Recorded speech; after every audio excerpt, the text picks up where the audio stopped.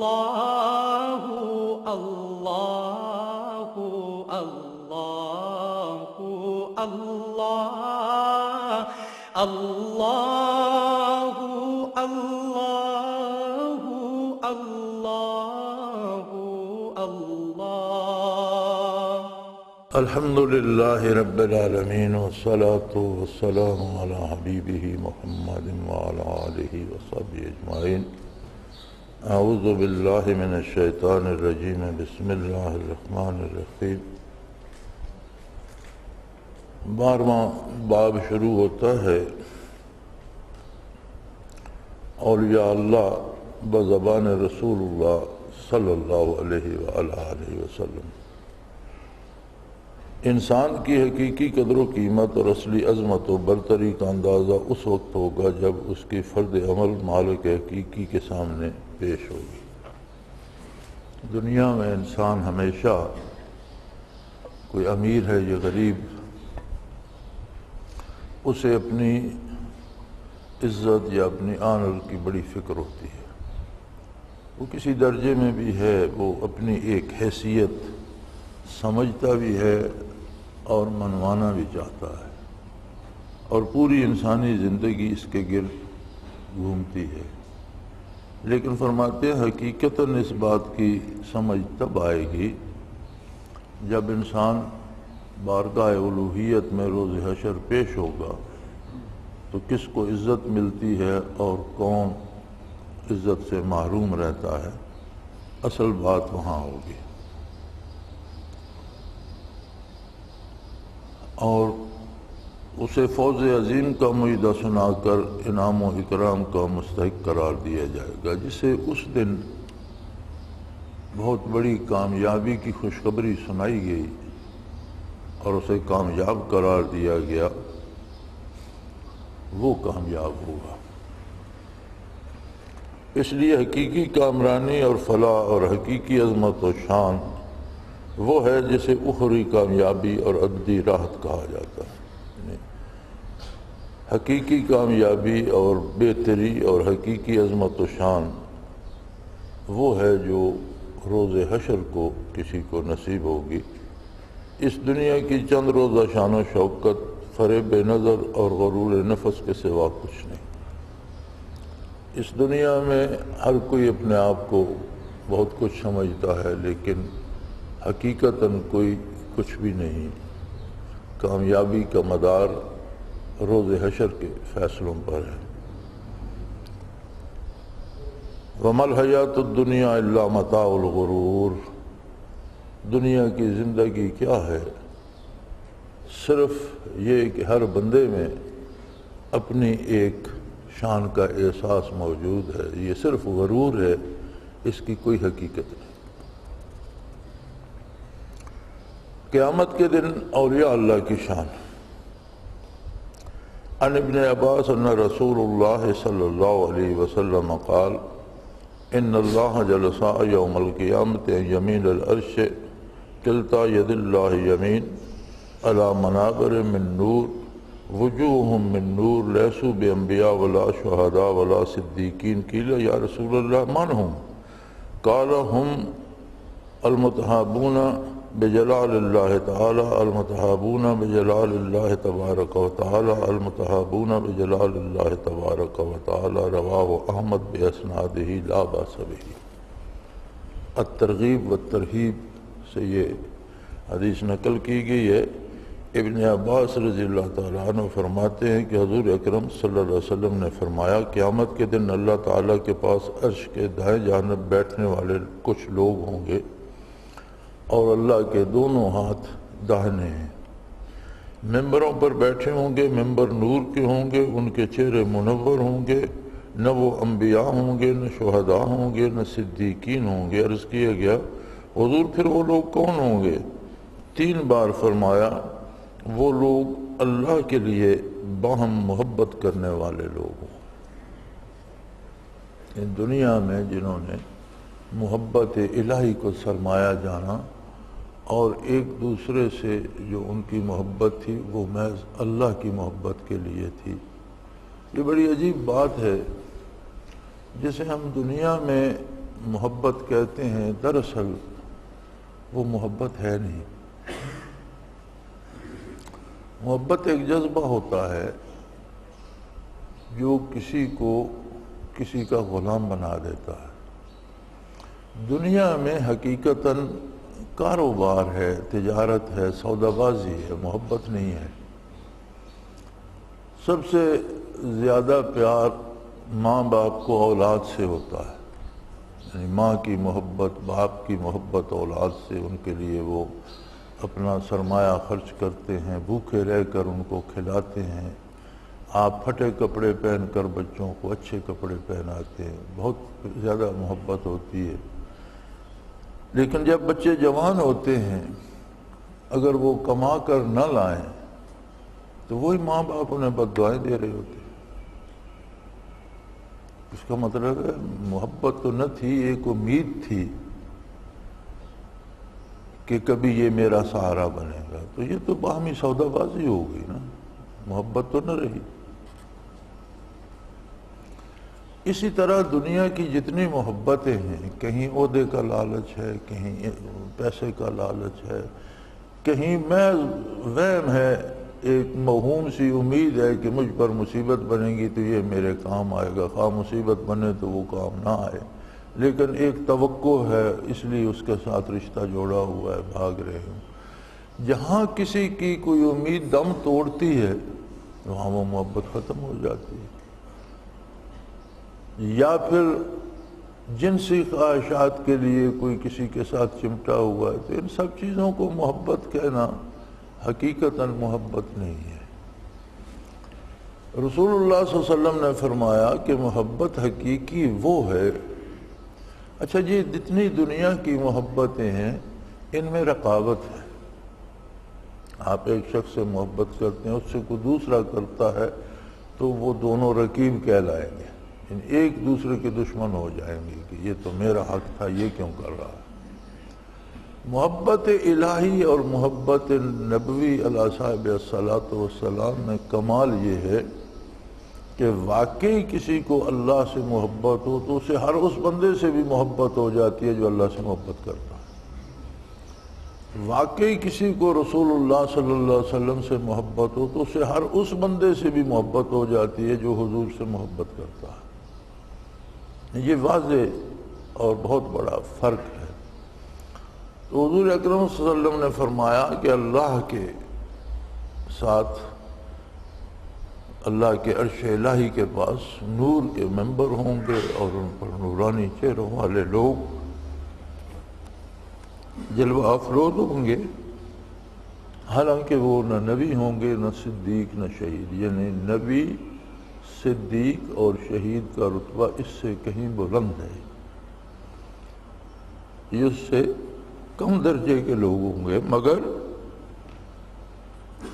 نور کے ممبروں پہ بیٹھے ہوں گے۔ جب لوگوں کو دار و گیر کی فکر ہوگی، سوا نیزے پہ سورج ہوگا اور ہر چہرہ پریشان ہوگا کہ اب میرے ساتھ کیا ہوتا ہے، وہ بڑے مطمئن نور کے ممبروں پر نورانی چہرے لیے عرش عظیم کے پاس بیٹھے ہوں گے، اللہ کے عرش کے پاس بیٹھے ہوں گے۔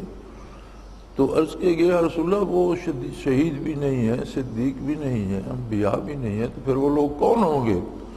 تو آپ صلی اللہ علیہ وسلم نے 3 بار ارشاد فرمایا کہ وہ اللہ کے لیے باہم محبت کرنے والے لوگ۔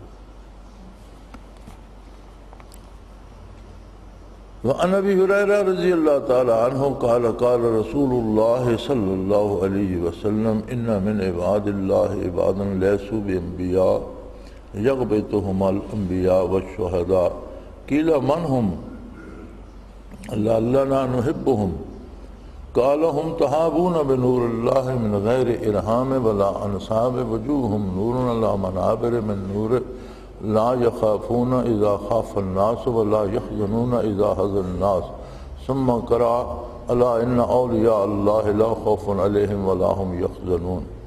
حضور اکرم صلی اللہ علیہ وآلہ وسلم نے فرمایا اللہ کے کچھ بندے ایسے ہیں جو انبیاء نہیں مگر قیامت کے دن انبیاء اور شہداء ان پر رشک کریں گے۔ عرض کیا گیا وہ کون ہیں؟ تام تاکہ ہم ان سے محبت رکھیں۔ فرمایا وہ ایسے لوگ ہیں کہ اللہ نے ان کے دلوں میں نور بھر دیا ہے، اللہ کے نور کی وجہ سے ایک دوسرے کو دوست رکھتے ہیں، نہ ان میں خونی رشتہ ہے نہ نسب کا اشتراک۔ ان کے چہرے نورانی ہوں گے، وہ نور کے ممبروں پر بیٹھے ہوں گے۔ جب لوگ خوفزدہ ہوں گے انہیں خوف نہ ہوگا، جب لوگ غمگین ہوں گے انہیں کوئی غم نہ ہوگا۔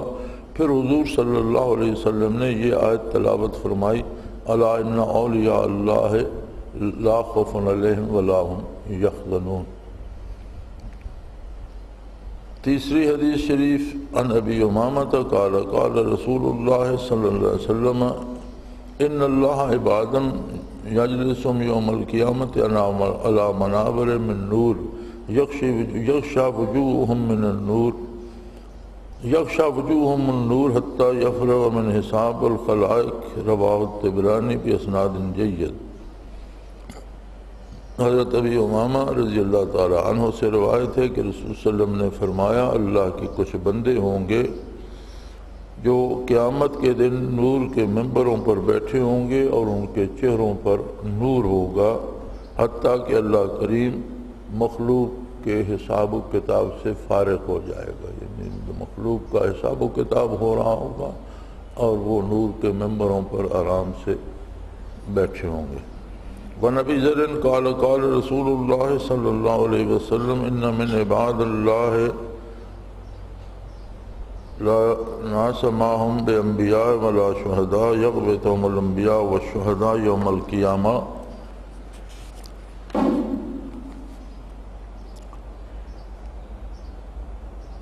انہم من اللہ فقالوا یا رسول اللہ اخبرنا من هم قال هم تحابون بروح اللہ علی غیر ارحام بینہم ولا اموال یتعاطونها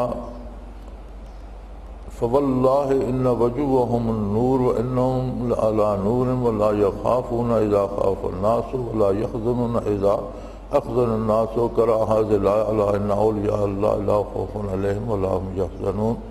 یہ ابو داؤد شریف کی حدیث ہے، اور فرماتے ہیں حضرت ابی ذر رضی اللہ تعالی عنہ نے فرمایا کہ حضور صلی اللہ علیہ وسلم نے فرمایا، اللہ کے کچھ بندے ایسے ہوں گے جو نبی نہیں ہوں گے، شہید نہیں ہوں گے، لیکن نبی اور شہید ان پر رشک کریں گے، کیونکہ انبیاء علیہ السلام کو تو پوری امت کے ساتھ کھڑا رہ کر جواب دینا ہوگا۔ اسی طرح جو لوگ ذمہ دار ہیں، امام ہیں کسی بھی شعبے کے، جتنے لوگ ان کی تقلید کریں گے انہیں ان کے ساتھ کھڑا رہ کر جواب دینا ہوگا۔ اسی طرح جو لوگ بیعت لیتے ہیں، پیر ہیں، جتنے لوگوں کی بیعت لیتے ہیں ان سب کے ساتھ کھڑا رہ کر انہیں جواب دینا ہوگا، اور ان سب حضرات کا جواب طلبی یہ ہوگی کہ آپ نے انہیں صحیح بات پہنچائی۔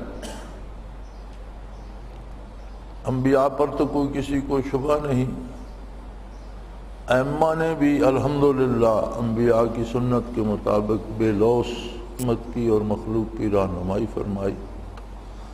معاملہ آ کر پیر صاحبان پر پھنس جائے گا کہ وہ دنیا حاصل کرنے کے لیے مرید بناتے رہے، یا لوگوں کا جمع غفیر اپنے پیچھے لگانے کے لیے مرید بناتے رہے، یا واقعی خلوص دل سے مقصد پیسے لینا نہیں تھا، مقصد انبو بنانا نہیں تھا، مقصد مخلوق کو اللہ کی طرف رہنمائی کرنا تھا اور مخلوق کو ہدایت دینا تھا۔ اگر انہوں نے یہ حق ادا کیا تو الحمدللہ بڑا درجہ پائیں گے، لیکن اگر غرض کچھ اور نکلی تو پھر ساتھ دھر لیے جائیں گے۔ جبکہ یہ لوگ جو محض اللہ کے لیے محبت کرتے ہیں، کوئی خونی رشتہ نہیں، کوئی لین دین نہیں، کوئی لالچ نہیں، تو فرمایا انہیں تو کسی طرح کی کسی جواب طلبی کا کوئی وہ نہیں ہوگا، تو ان پر رشک کیا جائے گا کہ یہ بڑے اچھے رہے یار، انہیں تو کوئی جواب طلبی بھی نہیں دینا پڑی۔ وعن ابی الدرداء قال قال رسول اللہ صلی اللہ علیہ وسلم لیبسن اللہ اقوام یوم القیامت فی وجوہہم النور علی منابر اللؤلؤ يغبطهم الناس ليس بأنبياء ولا شهداء قال فجيء أعرابي إلى مكتبي فقال يا رسول الله جلهم لنا نعرفهم قال هم المتحابون في الله من قبائل شتى وبلاد شتى يجتمعون على ذكر الله يذكرونه رواہ الطبرانی باسناد حسن. طبرانی میں حسن جو ہیں سند ان کے ساتھ یہ حدیث ہے. حضرت ابی درداء رضی اللہ تعالیٰ عنہ نے فرمایا کہ رسول اللہ صلی اللہ علیہ وسلم نے ارشاد فرمایا کچھ لوگوں کو اللہ مبعوث فرمائے گا، قیامت کے دن اٹھائے گا، ان کے چہروں پر نور ہوگا اور وہ موتی جڑے ممبروں پر بیٹھے، موتیوں کے ممبروں پر بیٹھے ہوں گے، جواہرات کے ممبروں پر بیٹھے ہوں گے اور لوگ ان پر رشک کریں گے. میدان حشر کے لوگ انہیں دیکھ کر رشک کریں گے کہ یہ بڑے خوش نصیب لوگ ہیں، حالانکہ نہ وہ نبی ہوں گے نہ شہید. تو ایک اعرابی کھڑا ہوا اور اس نے عرض کی کہ یا رسول اللہ ارشاد فرما دیجئے وہ لوگ کون ہیں تاکہ ہم انہیں پہچان لیں، ہمیں پتہ چل جائے کہ ایسے لوگ کون ہیں. تو حضور نے ارشاد فرمایا کہ وہ اللہ کے لیے ایک دوسرے سے محبت کرتے ہیں، مختلف قبائل سے ہیں، مختلف ممالک سے ہیں، اکٹھے ہوتے ہیں تو صرف اللہ کے ذکر پر. ان کا اور کوئی رشتہ نہیں ہے، لین دین نہیں ہے، کسی سے کوئی لالچ نہیں ہے. قبائل مختلف ہیں، علاقے مختلف ہیں، ممالک مختلف ہیں، لیکن وہ جمع ہوتے ہیں. یجتمعون علی ذکر اللہ یذکرونہ، اللہ کے ذکر کے لیے جمع ہوتے ہیں اور اکٹھے ہو کر اللہ کا ذکر کرتے ہیں. عن ابی مالک الاشعری عن رسول اللہ صلی اللہ علیہ وسلم قال یا ایھا الناس اسمعوا واکلوا واعلموا ان اللہ عز وجل عبادا لیسوا بانبیاء ولا شہداء یقبضهم الانبیاء والشہداء على منازلهم وقربهم من اللہ تعالی. فجیء رجل من الاحراب من قاسیۃ الناس والواء بيده إلى النبي فقال صلى الله عليه وسلم ناس من الناس ليسوا بأنبياء ولا شهداء يغبطهم الأنبياء والشهداء على مجالسهم وقرب من الله تعالى إلى أن قال ليصنع الله يوم القيامة منابر من نور فيجلسون عليه فين وجوههم نورا وثيابهم نورا يدعى الناس يوم القيامة ولا يزعون وهم أولياء الله لا خوف عليهم ولا هم يحزنون. رواه أبو يعلى والحاكم قال اسناد صحیح. ابو یعلا نے، احمد نے اور حاکم نے صحیح سندوں سے بیان کیا ہے کہ ابی مالک الاشعری رضی اللہ عنہ فرماتے ہیں رسول اللہ صلی اللہ علیہ وسلم نے فرمایا کہ لوگوں غور سے سنو، اس بات کو سمجھو اور جان لو کہ اللہ کے کچھ بندے ایسے ہیں جو نبی نہیں ہیں، شہید نہیں ہیں، لیکن انبیاء اور شہداء ان کے منازل قرب پر رشک فرمائیں گے، جو انہیں اللہ کا قرب میدان حشر میں نصیب ہوگا.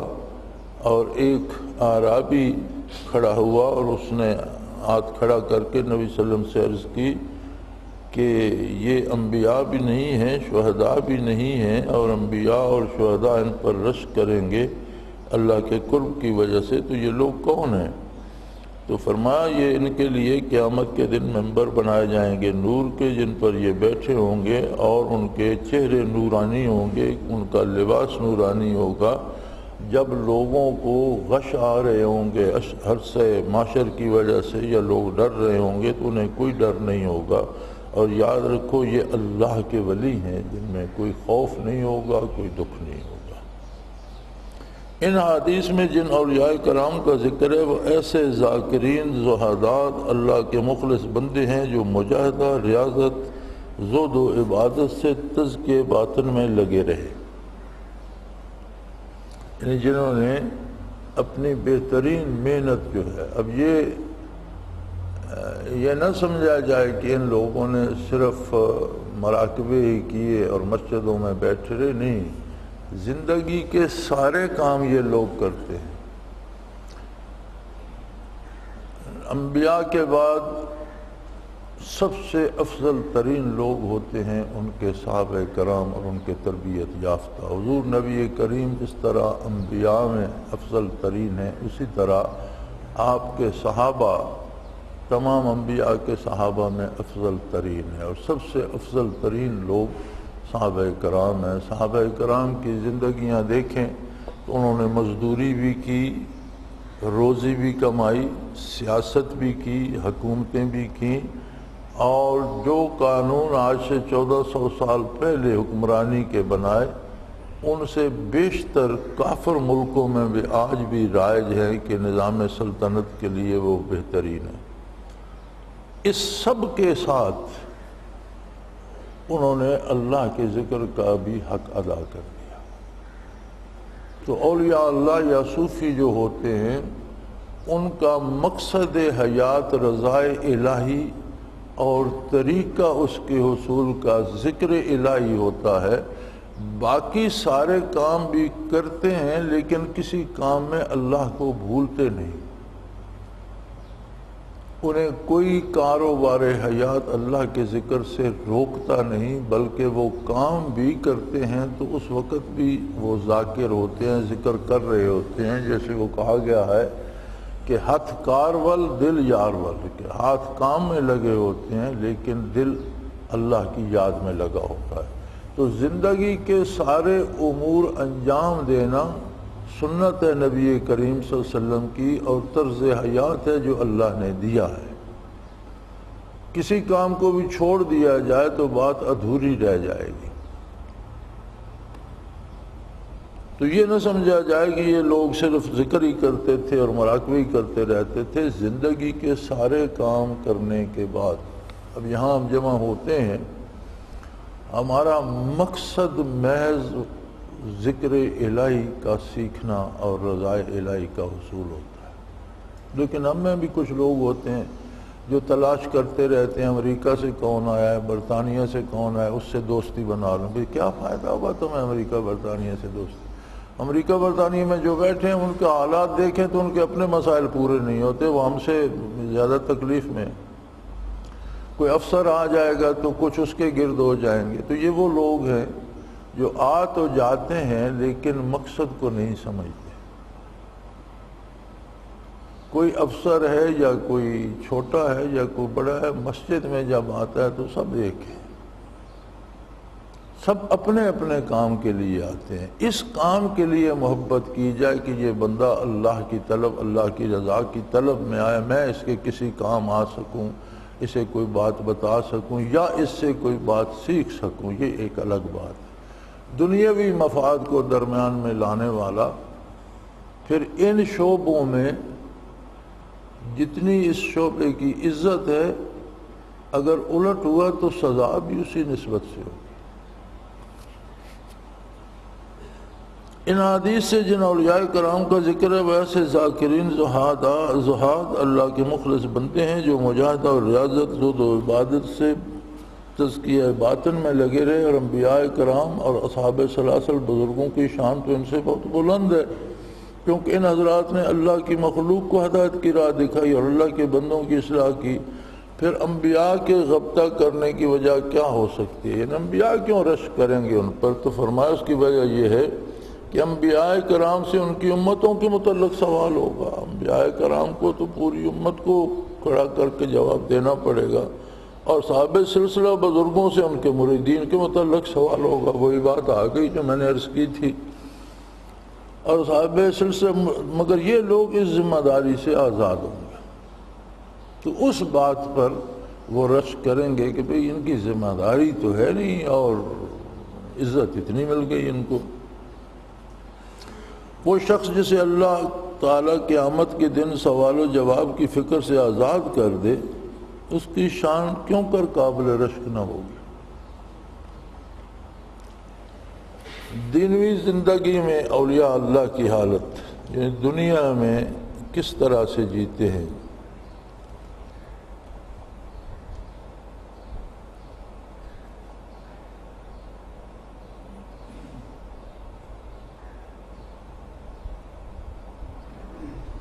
عن عمران بن حسین قال رسول اللہ صلی اللہ علیہ وسلم من انقطع الی اللہ تعالی کفاہ اللہ تعالی ورزقہ من حیث لا یحتسب، جو اللہ کے لیے دنیا کی محبت سے منہ موڑ لیتا ہے اسے اللہ کافی ہوتا ہے، اور ایسے اسباب پیدا فرماتا ہے کہ اسے گمان بھی نہیں ہوتا کہ میری روزی کہاں سے آ رہی ہے، اللہ اسے روزی دیتا رہتا ہے۔ اس کا یہ مطلب نہیں ہے کہ یہ لوگ کام کاج چھوڑ دیتے ہیں، یہ بھی دوسرے لوگوں کی طرح مشقت کرتے ہیں، مزدوری کرتے ہیں، کھیتی باڑی کرتے ہیں، لیکن اللہ ان کے کاموں میں اس طرح سے برکت ڈالتا ہے کہ انہیں اپنے سوا دوسرے کا محتاج نہیں ہونے دیتا، انہیں اندازہ ہی نہیں ہوتا کہ کس طرح سے انہیں رزق دیا جا رہا ہے۔ قال رسول اللہ صلی اللہ علیہ وسلم من عاد لی ولیا فقد آذنتہ للحرب، رسول اللہ صلی اللہ علیہ وسلم نے فرمایا، حدیث قدسی ہے، اللہ کریم فرماتا ہے کہ جس نے میرے ولی سے دشمنی کی میں اس کے ساتھ اعلان جنگ کرتا ہوں۔ وما تقرب الی عبدی بشیء احب الی مما افترضتہ علیہ، اور میرا بندہ میرا قرب تلاش کرتا ہے فرائض میں جو میں نے اس پر فرض کیے ہیں، یعنی سب سے پہلے فرائض کی فکر کرتے ہیں یہ لوگ۔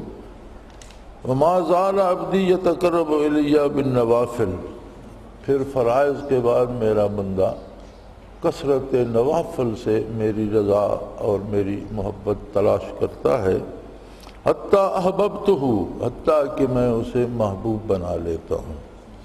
فَإِذَا أَحْبَبْتُهُ فَكُنْتُ سَمْعَهُ الَّذِي يَسْمَعُ بِهِ وَبَصَرَهُ الَّذِي يَبْصِرُ بِهِ وَيَدَهُ الَّتِي يَبْطِشُ بِهَا وَرِجْلُهُ الَّتِي يَمْشِي بِهَا وَإِنْ سَأَلَنِي لَأَعْطَيْتُهُ وَلَئِنْ اسْتَعَاذَنِي لَأَعَاذْتُهُ۔ تو پھر فرماتے ہیں کہ جب میں اس سے محبت کرتا ہوں تو میں اس کے کان بن جاتا ہوں جن سے وہ سنتا ہے، اس کی آنکھ بن جاتا ہوں، نظر بن جاتا ہوں جس سے وہ دیکھتا ہے، اس کے ہاتھ بن جاتا ہوں جس سے وہ پکڑتا ہے، اس کے قدم بن جاتا ہوں جن سے وہ چلتا ہے، مجھ سے سوال کرتا ہے تو میں اس کو عطا کرتا ہوں، مدد چاہتا ہے تو میں اس کی مدد کرتا ہوں۔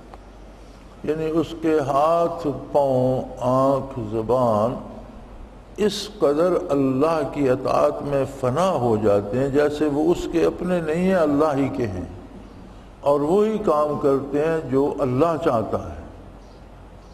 یہ بہت بڑا فاصلہ ہے کہ ہم اس عارضی زندگی میں اعضاء و جوارح، سوچ اور فکر کو اپنی سمجھتے ہیں اور اسے اس طرح خرچ کرنا چاہتے ہیں جس طرح ہم چاہتے ہیں، لیکن اللہ کے جو بندے ہیں وہ اس حقیقت سے آشنا ہوتے ہیں کہ ہمارے پاس تو یہ طاقتیں امانت ہیں، یہ اصل میں تو اللہ کی ہیں، لہٰذا وہ انہیں اس طرح سے استعمال کرتے ہیں جس طرح اللہ چاہتا ہے، جیسے وہ ہاتھ اللہ ہی کے ہیں، نگاہ اللہ کی ہے، زبان اللہ کی ہے، قدم اللہ کے ہیں، میرے نہیں ہیں۔ جب اللہ کے ہیں تو جہاں اللہ چاہے گا وہاں حرکت کریں گے، اور یہ بہت بڑا اعزاز و مرتبہ ہے کہ اس دار دنیا میں کسی کو یہ عظمت نصیب ہو جائے۔ تو فرمایا ایسے لوگ اگر مجھ سے کچھ مانگتے ہیں تو میں انہیں عطا کرتا ہوں، اور مدد چاہتے ہیں تو ان کی مدد کرتا ہوں۔ قالت فی ھذا الحدیث اصل فی السلوک الی اللہ، کہ یہ حدیث جو ہے یہ اصل یعنی بنیاد ہے سلوک الی اللہ کی، والوصول الی معرفتہ، اور اس کی معرفت تک پہنچنے کی بنیاد اور اساس اور اصل ہے اس حدیث میں۔ وَمُحَبَّتُهُ طریقۃ مفترضات الباطنیہ وہی الایمان والظاہرہ ہی الاصلاح، اور یہ بات کو ظاہر کرتی ہے کہ قلبی اور باطنی فرائض جو ہیں ان کا حاصل ایمان ہے، یعنی ان کی بنیاد ایمان پر ہے، باطنی اور روحانی کمالات کی بنیاد ایمان پر ہے، اور ظاہری کمال کی بنیاد اسلام پر ہے۔ اسلام نام ہے احکام کا، اوامر و نواہی کا، ایمان نام ہے اس یقین کا جو ایک کیفیت قلبی ہے۔ تو باطنی کمالات کا مدار ایمان پر ہے اور ظاہری کمالات کا اعتبار اسلام پر ہے۔ والمرکب فیہما وہو الاحسان، اور ان دونوں سے جو حاصل ہوتا ہے وہ احسان ہے، یعنی اعمال شریعت کے مطابق ہوں، ایمان اور عقیدہ حضور کے بتائے ہوئے عقیدے کے عین مطابق ہو، تو جب یہ دونوں چیزیں ملتی ہیں تو اس پر جو پھل لگتا ہے یا جو اس سے حاصل ہوتا ہے وہ احسان ہے۔ کما تضمہ حدیث جبریل، جیسے حدیث جبریل علیہ السلام میں یہ شامل کیا گیا، والاحسان یتضمن مقامات السالکین من الزہد والاخلاص والمراقبۃ وغیرہ، اور احسان کو سالکین کے مقامات میں شمار کیا گیا ہے، جیسے زہد، پارسائی، اخلاص، خلوص نیت اور مراقبہ وغیرہ۔ آگے اس کا ترجمہ بھی اردو میں دیا ہوا ہے۔ حضور اکرم صلی اللہ علیہ وسلم نے فرمایا، جس شخص نے میرے ولی کے، اللہ کا ارشاد ہے، جس شخص نے میرے ولی کے ساتھ دشمنی رکھی، میری طرف سے اس کے خلاف اعلان جنگ ہے۔ یعنی ان لوگوں کی دشمنی بہت بڑی بدبختی ہے۔ مولانا تھانوی رحمۃ اللہ تعالیٰ علیہ ایک جگہ فرماتے ہیں کہ ان لوگوں سے دشمنی رکھنے والے کو جو سب سے کم نقصان ہوتا ہے وہ یہ ہے کہ وہ ان کے فیض سے محروم رہتا ہے، اور جس بڑے نقصان کا خطرہ ہے وہ کہتے ہیں کہ ولی کی ولایت پر ایمان لانا فرض تو نہیں اور اس کا انکار کفر نہیں ہے، لیکن دیکھا یہ گیا ہے کہ ایسے لوگ مرتے عموماً کفر ہی پر، یعنی مفضی الی الکفر ہے، اور یا اللہ سے دشمنی آہستہ آہستہ کھینچ کر کفر کی طرف لے جاتی ہے۔ تو اللہ کا اعلان جنگ معمولی بات نہیں ہے، اس کا نتیجہ یہ ہے جس طرح جنگ کا نتیجہ ہلاکت ہوتی ہے کہ مقابل کو ہلاک کر دیا جاتا ہے، اللہ کی طرف سے جو سب سے بڑی ہلاکت ہے وہ کفر ہے کہ آدمی ایمان سے خالی ہو جائے، تو ہمیشہ کے لیے تباہ ہو گیا۔ فرمایا میرا بندہ میرا قرب حاصل کرنے کے لیے جو کچھ کرتا ہے وہ میرے نزدیک سب سے محبوب ہے، وہ عبادت ہے جو میں نے اس پر فرض قرار دی۔ میرا بندہ ہمیشہ نوافل کے ذریعے میرا قرب حاصل کرتا ہے، حتیٰ کہ میں اسے محبوب بنا لیتا ہوں۔ جب میں محبوب بنا لیتا ہوں تو اس کے کان بن جاتا ہوں جس سے وہ سنتا ہے، اس کی آنکھیں بن جاتا ہوں جس سے وہ دیکھتا ہے، اس کے ہاتھ بن جاتا ہوں جس سے وہ گرفت کرتا ہے، اس کے پاؤں بن جاتا ہوں جس سے وہ چلتا ہے۔ جب وہ مجھ سے سوال کرتا ہے تو میں اسے دیتا ہوں، میرے پاس پناہ ڈھونڈتا ہے تو اسے پناہ دیتا ہوں۔ علامہ توفی نے کہا کہ یہ حدیث سلوک اللہ کی اور محبت و معرفت کے وصول کی راہ پر چلنے میں اصل کی حیثیت رکھتی ہے۔ اس کا طریقہ فرائض باطنیہ یعنی ایمان اور ظاہرہ یعنی اسلام اور ان دونوں سے مرکب یعنی احسان کی بجا آوری ہے، جیسا کہ حدیث جبریل سے ظاہر ہے، اور احسان عبارت ہے مقامات سالکین سے، جیسے زہد، اخلاص، مراقبہ وغیرہ۔ قرب الہی کے مدارج یہ ذکر کیا جا چکا ہے کہ ولایت کے دو رکن ہیں، اول اتباع شریعت، دوم باطن کا انوار حقیقت میں مستغرق ہو جانا۔ یعنی ولایت کے دو شعبے ہیں، ظاہراً شریعت کا اتباع اور باطناً انوار حقیقت میں مستغرق ہو جانا۔ ولایت کا مفہوم ہے حصول قرب الہی، اور اس کا جسے آپ انگریزی میں الٹیمیٹ ریزلٹ کہتے ہیں، اس کا ما حصل، اس سے جو وصول ہوتا ہے، اس کا جو ٹارگٹ ہے وہ ہے قرب الہی کا حصول۔ اور آگے اس کے بھی دو راستے ہیں، اول اطاعت الہی اور دوم اجتناب ازمائش، اللہ کی اطاعت اور اللہ کی نافرمانی سے بچنا اپنے پورے خلوص کے ساتھ۔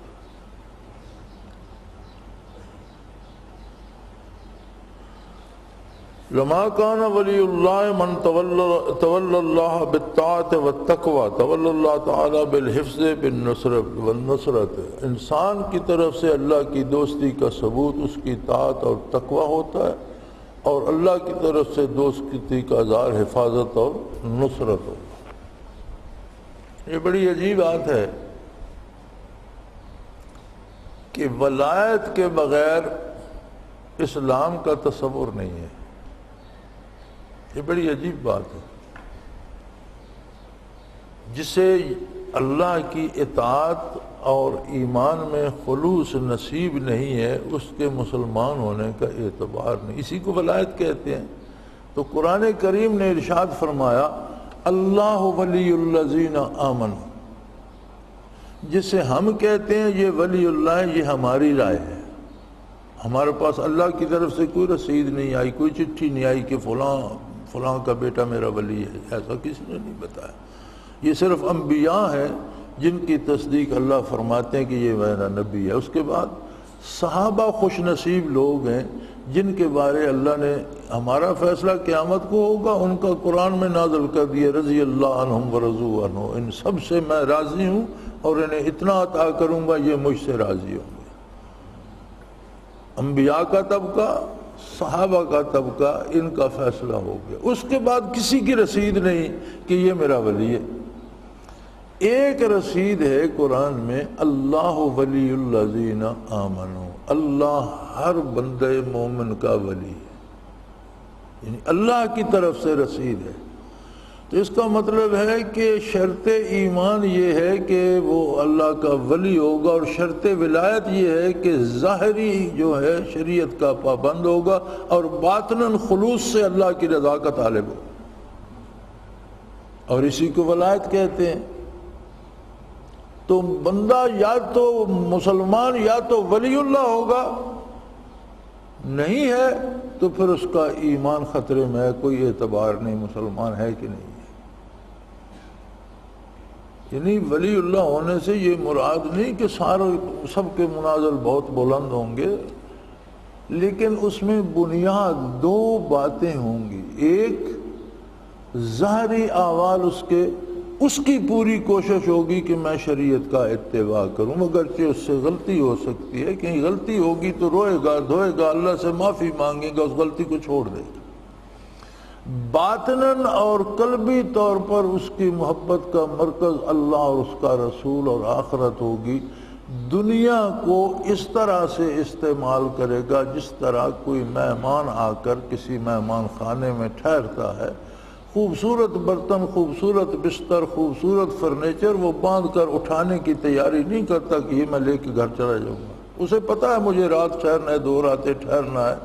اسے جتنا خوبصورت، جتنا قیمتی فرنیچر اسے ملے گا، اتنی تمیز سے استعمال کرے گا۔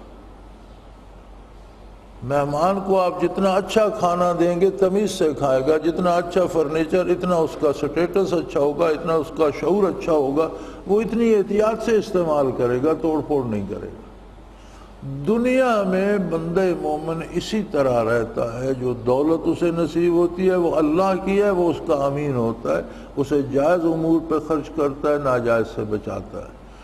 جو مال مکان گاڑیاں اس کے پاس ہوتی ہیں وہ اللہ کا انعام ہوتا ہے، وہ انہیں امانت سمجھ کر استعمال کرتا ہے، اس پر تکبر نہیں کرتا، اتراتا نہیں، اسے ہمیشہ کے لیے اس میں دل نہیں لگاتا۔ تو یہ فرق ہوتا ہے۔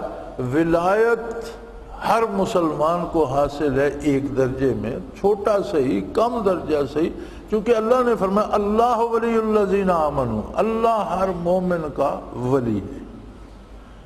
تو اب اس کا دوسرا رخ دیکھیں، اگر اسے الٹ کر دیکھیں تو اگر کسی کو ولایت نصیب نہیں تو پھر اس کے مومن ہونے کا یقین نہیں۔ اگر مومن ہے تو ولی اللہ ہوگا، اور ولایت کی علامت یہ ہے کہ ظاہراً متبع شریعت ہوگا اور اندرونی باطنی طور پر اس کا مقصد حصول رضائے الہی ہوگا۔ اللہ اللہ اللہ۔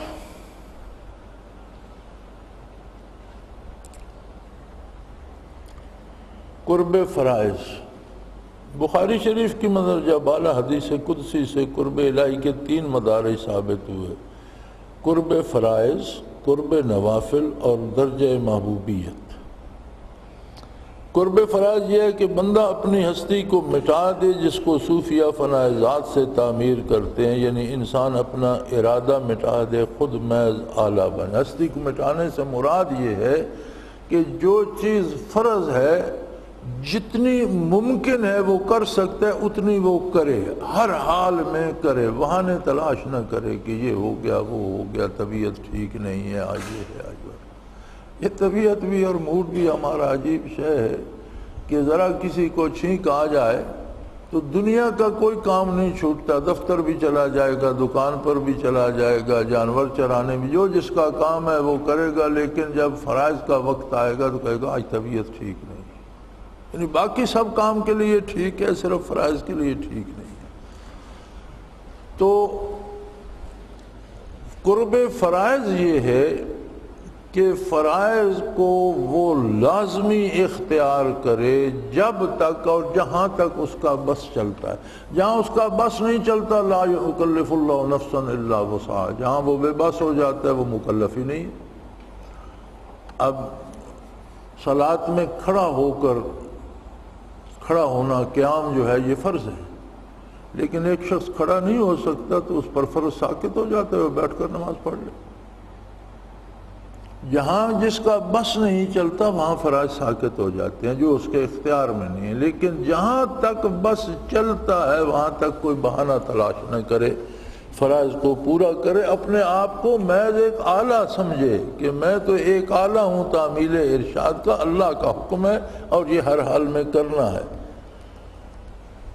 یہ خود میں اللہ تعالیٰ فاعل، یعنی کام اللہ نے کرنا ہے، میں تو محض ایک آلہ ہوں۔ کما قال اللہ تعالیٰ ان اللہ اشتری من المؤمنین انفسهم واموالهم بان لهم الجنہ، جیسا اللہ کا ارشاد ہے کہ مومنین اپنا مال بھی بیچ چکے اور اپنی جان بھی بیچ چکے، یہ قیمت میں دے چکے ہیں۔ اس کریم نے مال بھی اس نے دیا، جان بھی اس نے دی، کہتا ہے میں نے پھر واپس نہیں لیا، پھر میں نے ان سے خریدا ہے جنت دے کر،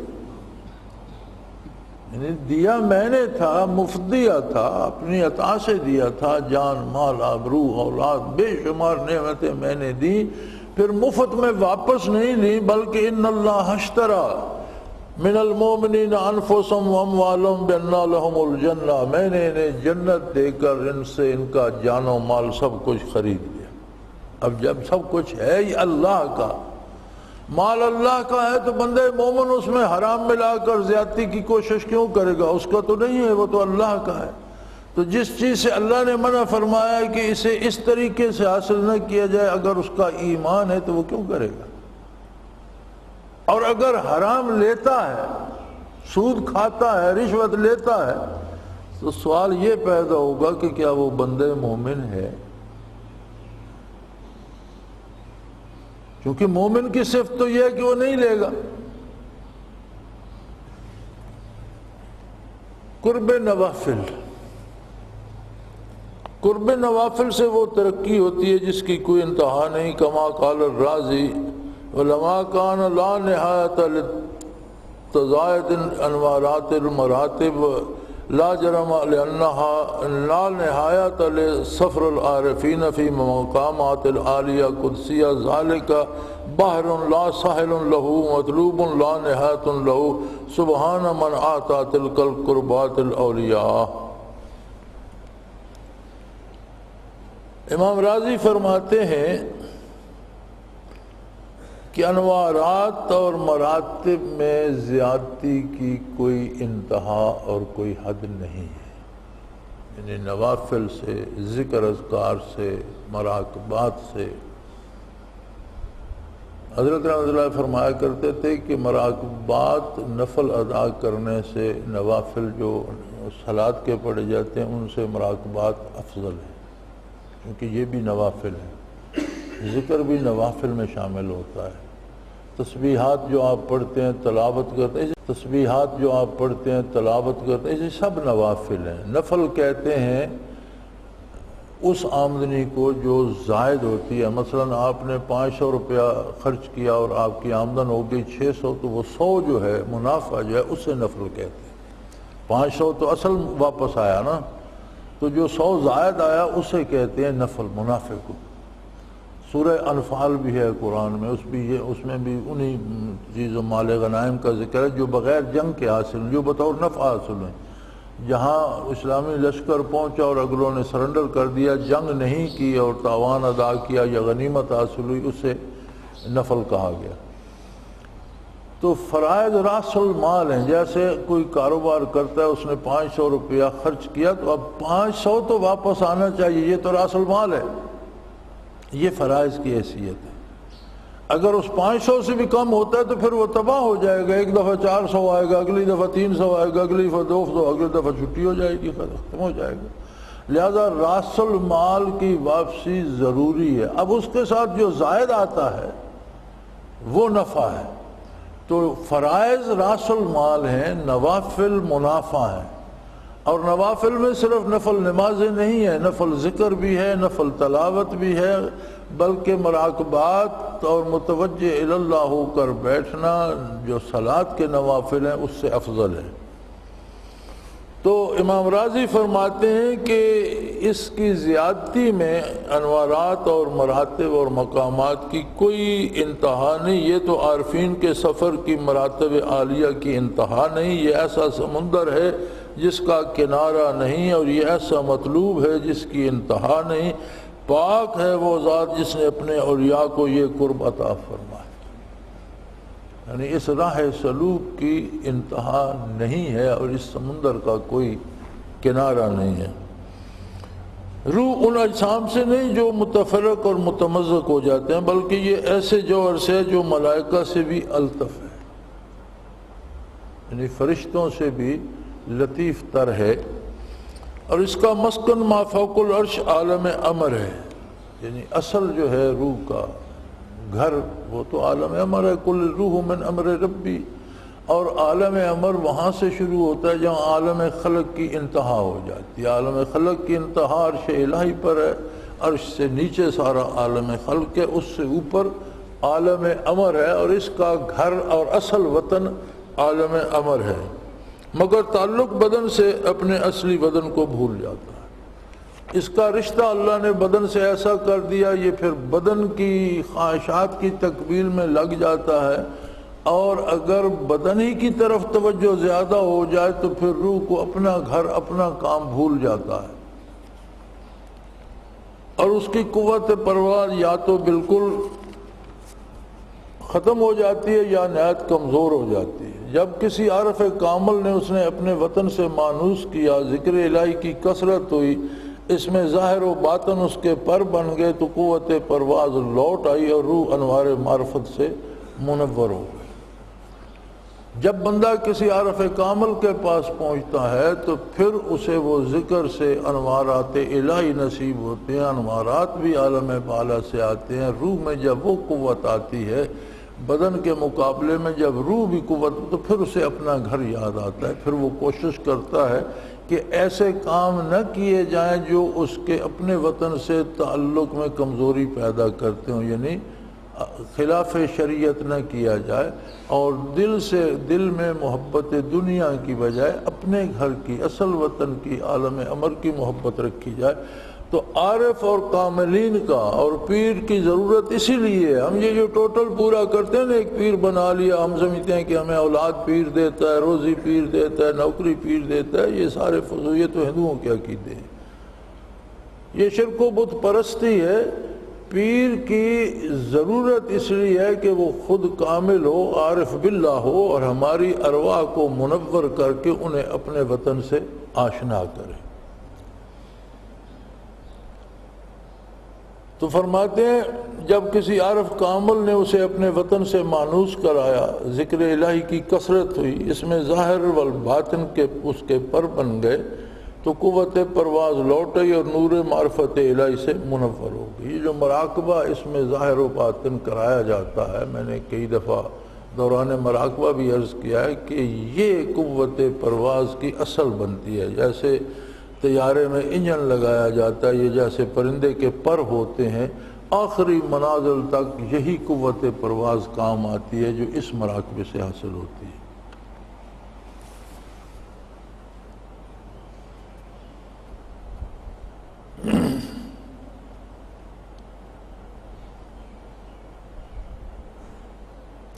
فرماتے ہیں وَأَشْرَقَتْ عَلَيْهَا أَنْوَارُ الْأَرْوَاحِ السماعیہ العرشیہ المقدسہ وفاظت علیہ من تلک انوارات قوت تیرانیہ، جب روح پر انوار ارواح سماعیہ عرشیہ مقدسہ پر تو افغن ہوتے ہیں تو ان کے فیضان سے اس کی قوت پرواز ترقی کرتی ہے اور وہ اپنے اصلی وطن کی طرف مشتاقانہ پرواز کرنے لگتی ہے۔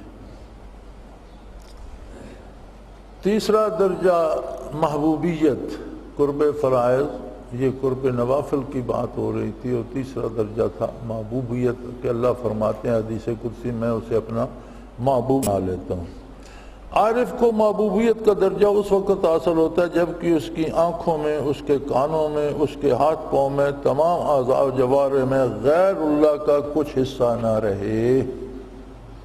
یعنی اللہ کا حدیث کرسی میں یہ ارشاد کہ میں اس کی آنکھ بن جاتا ہوں، اس سے مراد یہ نہیں کہ اللہ آ کر اس کی آنکھ کی جگہ بیٹھ جاتا ہے، ارشاد سے مراد یہ ہے کہ اس کی بینائی میں غیر اللہ کا حصہ نہیں رہتا، وہ صرف اللہ کا طالب بن جاتا ہے، اور اس کے اعضاء و جوارح میں، ہاتھ پاؤں میں، اعضاء و جوارح میں، دل میں، خواہش و آرزو میں ایک ہی طلب رہ جاتی ہے کہ میرا اللہ مجھ سے راضی ہو، مجھے قرب الہی نصیب ہو۔ غیر اللہ کی طلب اور محبت ہٹ جاتی ہے۔ اور یاد رکھیں غیر اللہ سے مراد ہر وہ کام ہے جو شریعت کے خلاف ہو۔ یہاں لوگوں کو یہ دھوکہ لگتا ہے کہ کسی نے صاف کپڑے پہن لیے تو یہ بھی دنیا دار ہو گیا، یہ نہیں بات یہ چیز دنیا از خدا غافل بدن نہ کماش و نکر ہو فرزند و غم، دنیا کیا ہے؟ اللہ سے غافل ہو جانا دنیا ہے۔ خواہ وہ غریب ہے، بھوکا ہے، لیکن اللہ کو بھولا ہوا ہے تو وہ دنیا دار ہے۔ کوئی رئیس ہے لیکن وہ اللہ کی یاد میں ہے اور ناجائز کام نہیں کرتا تو وہ دنیا دار نہیں ہے۔ دنیا کیا ہے؟ اللہ سے غافل ہونا، گھر بار ہونا، بیوی بچے ہونا یا مال و زر ہونا دنیا نہیں ہے۔ یہ اللہ کے بندے کے پاس ہوگا تو حلال وسائل، حلال ذرائع سے ہوگا اور جائز جگہ پر خرچ ہوگا۔ تو یہاں بڑا دھوکہ لگتا ہے۔ تو فرمایا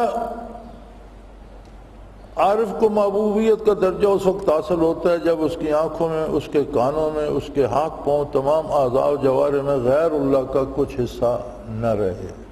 یہ اس حدیث قدسی کی وضاحت ہو گئی کہ اللہ نے فرمایا میں اس کے کان بن جاتا ہوں، آنکھ بن جاتا ہوں، ہاتھ پاؤں بن جاتا ہوں۔ مطلب ہے اس کی کان، آنکھ، زبان، ہاتھ پاؤں میں غیر اللہ کو، کسی غیر اللہ سے اس کی کوئی امید نہیں ہوتی کہ اس کی ناجائز تعریف کرے، کسی غیر اللہ سے اسے کوئی نفرت نہیں ہوتی کہ اسے خواہ مخواہ گالیاں دے۔ وہ اپنے کام سے کام رکھتا ہے، جو کام جائز ہے، جو فرض ہے اسے فرض سمجھ کر کرتا ہے، جو جائز ہے اسے جائز سمجھ کر کرتا ہے، جو غیر ضروری ہے اسے چھوڑ دیتا ہے۔ ابن قیم نے رحمۃ اللہ علیہ کتاب الروح میں یہ ثابت کیا ہے کہ اولیاء اللہ کا قلب صاف آئینہ بن جاتا ہے اور اس سے تمام چیزوں کو اپنی حقیقت پر دیکھتے ہیں۔ چیزوں کی حقیقت کو دیکھنا بہت بڑا احسان ہے اللہ کریم کا۔ نبی کریم صلی اللہ علیہ وسلم ایک دفعہ دولت قدرے پہ تشریف لائے تو آپ نے پوچھا گھر میں کچھ کھانے کو ہے؟ آپ کی حیات مبارکہ آپ ہی کی حیات مبارکہ تھی۔ حضرت عائشہ الصدیقہ رضی اللہ تعالی عنہ سے ایک روایت ملتی ہے، متعدد روایات ملتی ہیں، فرماتی ہیں کہ ایک چاند طلوع ہوتا اور پھر وہ گزر جاتا، اگلا چاند طلوع ہوتا، وہ بھی گزر جاتا 29 یا 30 دن کا، اور تیسرا چاند طلوع ہو جاتا تھا۔ تو اتنے عرصے میں کاشان نبوی پہ کوئی ایسی چیز نہیں ہوتی تھی جسے آگ پر پکایا جاتا، کھانا یا ہانڈی یا اس طرح۔ تو عرض کیا گیا کہ اماں پھر گزارا کس طرح، کھاتے پیتے کیا تھے آپ لوگ؟ تو انہوں نے فرمایا کہ کبھی ہدیۃً دودھ آ جاتا اور اسی سے سب گزارا کر لیتے، کبھی کھجوریں آ جاتی ان پر گزارا ہو جاتا۔ تو حضور صلی اللہ علیہ وسلم کی زندگی، حضور صلی اللہ علیہ وسلم کی زندگی تھی، تو آپ جانے اور اللہ جانے، ہم ان مقامات کو سمجھ نہیں سکتے، ہماری عقل وہاں تک کام نہیں کرتی۔ ایک دفعہ حضور تشریف لائے تو پوچھا کچھ کھانے کو ہے گھر میں؟ تو عرض کیا گیا رسول اللہ بکرے کا جگر ایک بندہ دے گیا تھا تو وہ رکھا ہے، تو فرمایا لاؤ، کسی طاق میں یا کہیں کسی برتن میں رکھا تھا، جب وہ لایا گیا تو وہ ایک پتھر بن چکا تھا۔ تو رسول اللہ نے پوچھا یہ تو پتھر ہے، یا رسول اللہ رکھا تو جگر تھا۔ فرمایا کوئی سائل تو نہیں آیا تھا؟ عرض کی کہ یا رسول اللہ ایک سائل آیا تھا اور ہم نے اسے بتا دیا تھا کہ گھر میں کچھ نہیں۔ تو حضور نے فرمایا جب یہ تھا تو آپ نے کیوں کہا کچھ نہیں؟ عرض کی کہ آپ کے لیے رکھ، فرمایا نہیں، جب تھا سائل آیا اسے دے دینا تھا، میرا انتظام اللہ خود کر دیتا۔ تو آپ نے نہیں دیا تو اس کی حقیقت اللہ نے ظاہر کر دی کہ اب یہ پتھر ہے۔ یہ ہر کسی کو اللہ نہ بتاتا، کسی اور گھر میں ہوتا تو جگر ہی ہوتا، وہ کھاتے لے، اس کا کھانا پتھر کھانے کے برابر تھا۔ تو حضور دعا فرمایا کرتے تھے کہ اللہم آرنا حقیقت الاشیاء، یا اللہ ہمیں چیزوں کی حقیقت دکھا دیا کر۔ یہ آپ کی وہ دعا تھی کہ وہ جب پتھر بن گئے تو حضور کو دکھا دیا گیا میرے اور آپ کے گھر میں تو روز ایسا ہوتا ہے تو کچھ نہیں ہوتا، ہمیں تو کوئی نہیں دکھاتا، ہمیں تو نظر آئے گا قیامت کے روز کہ ہم کیا کھاتے رہے۔ تو یہاں وہی بات چل رہی ہے کہ ابن قیم رحمۃ اللہ علیہ نے کتاب الروح میں یہ ثابت کیا ہے کہ اولیاء اللہ کا قلب صاف آئینہ بن جاتا ہے، اس سے تمام چیزوں کو اپنی حقیقت پر دیکھتے ہیں۔ بظاہر چیزیں کچھ ہوتی ہیں، ان کی حقیقت کچھ اور ہوتی ہے، اور اولیاء اللہ کے قلوب اس حقیقت کو دیکھ لیتے ہیں۔ فصار قلبہ کالمرآۃ الصافیہ، الفاظ ہیں علامہ ابن القیم کے کہ ان کے دل شفاف آئینے کی طرح ہو جاتے ہیں۔ تبدو فیہا سور الحقائق علی ما ہی علیہ، اور چیزیں جو اصل میں ہیں وہ اس صورت پر ان چیزوں کو دیکھتے ہیں۔ فلا تغار تختی لہو فراستہ، اور ان کی فراست انہیں دھوکہ نہیں دیتی۔ فن العبد اذا بصر باللہ ابصر علی ما هو علیہ وسمع باللہ سمع علی ما هو علیہ، پس جب بندہ اللہ سے دیکھتا ہے تو چیز کی حقیقت کو دیکھتا ہے، اور جب اللہ سے سنتا ہے تو بات کے پیچھے جو حقیقت ہوتی ہے اسے پا لیتا ہے۔ بس اس کا دل صاف آئینہ ہو جاتا ہے، آئینہ صافی میں اشیاء کی حقیقی صورتیں ظاہر ہوتی ہیں، اس کی فراست خطا نہیں کرتی، کیونکہ جب بندہ اللہ تعالیٰ کے ساتھ دیکھتا ہے تو اس چیز کو اپنی اصل صورت پر دیکھتا ہے، اور جب سنتا ہے تو اسے اصل پر سنتا ہے۔ اس سے کشف حقیقی کے علاوہ رؤیت اشکال کا مراقبہ بھی ثابت ہوا۔ یعنی ایک تو کشف حقیقی ہے، انوارات کا مشاہدہ، مراقبات کا، مقامات کا مشاہدہ۔ ایک مراقبہ ہوتا ہے رؤیت اشکال۔ شروع میں حضرت رحمۃ اللہ علیہ کرایا کرتے تھے، جب ہم 3 4 5 ساتھی ہوتی، اتنی ہی جماعت ہوتی تھی، ہم 4 5 ساتھی تھے۔ اس کے بعد حضرت نے روک دیا، لوگوں میں اہلیت و استعداد نہیں رہی۔ تو رؤیت اشکال کا مراقبہ اگر کیا جائے تو آپ کسی شہر کو، کسی مجلس کو، کسی کو دیکھیں تو وہاں پھر حقیقتاً جو کچھ بندہ بن چکا ہوتا ہے وہ نظر آتا ہے۔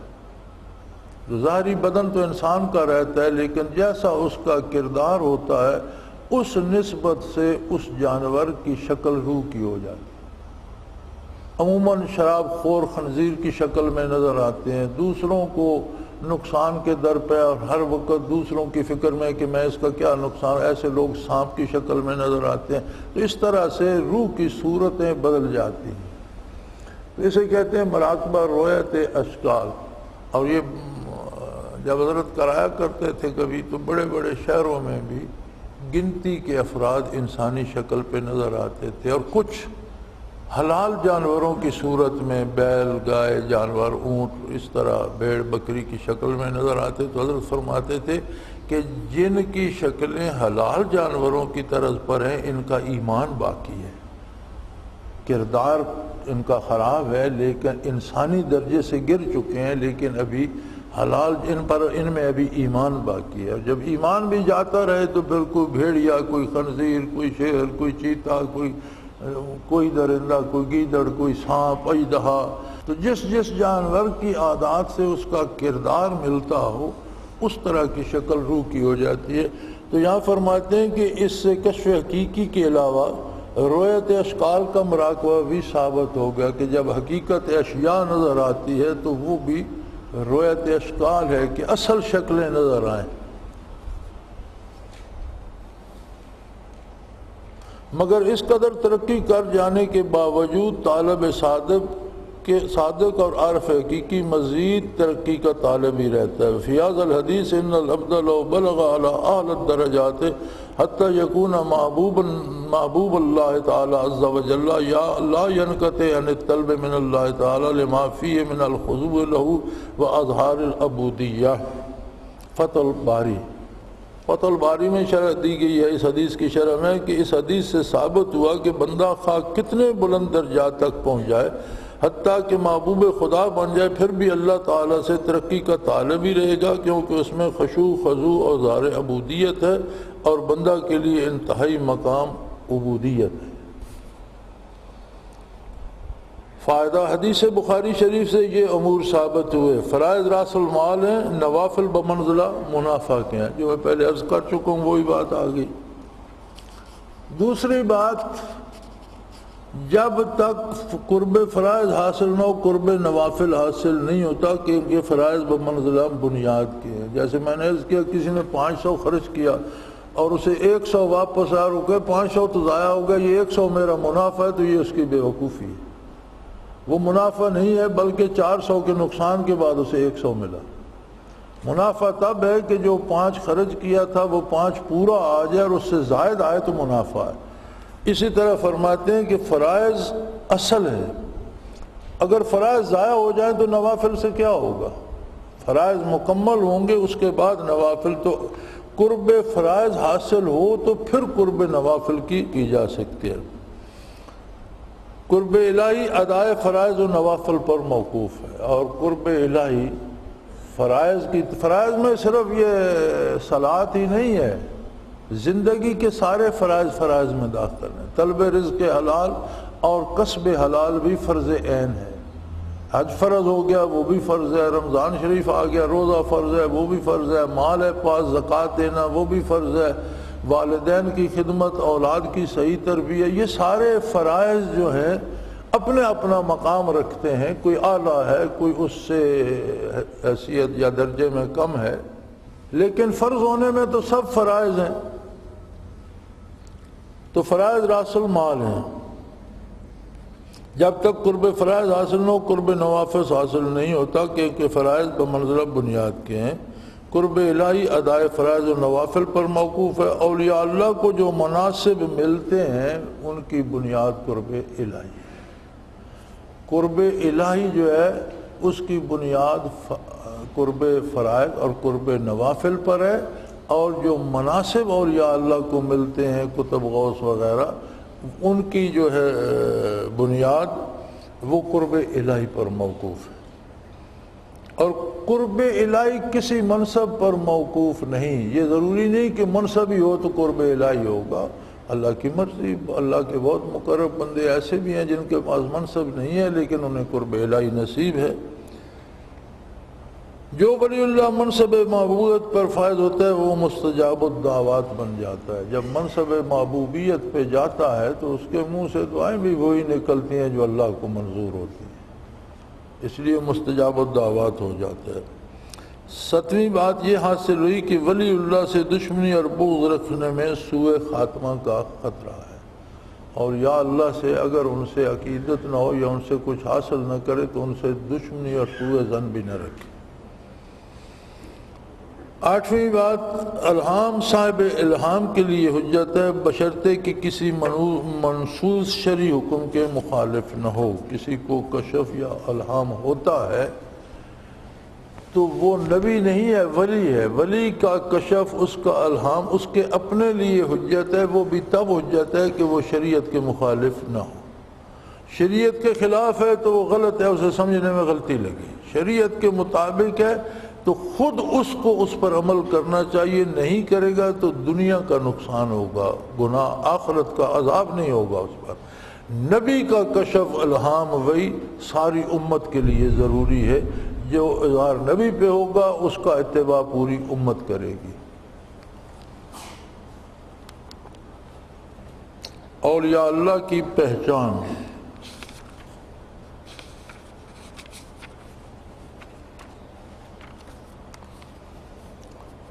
ولایت کے دو ارکان ہیں جن میں یہ دونوں ارکان متحقق ہو گئے، وہ ولی اللہ، یعنی ولایت کے دو ارکان ہیں، دونوں رکن جس میں پائے گئے وہ ولی اللہ ہے۔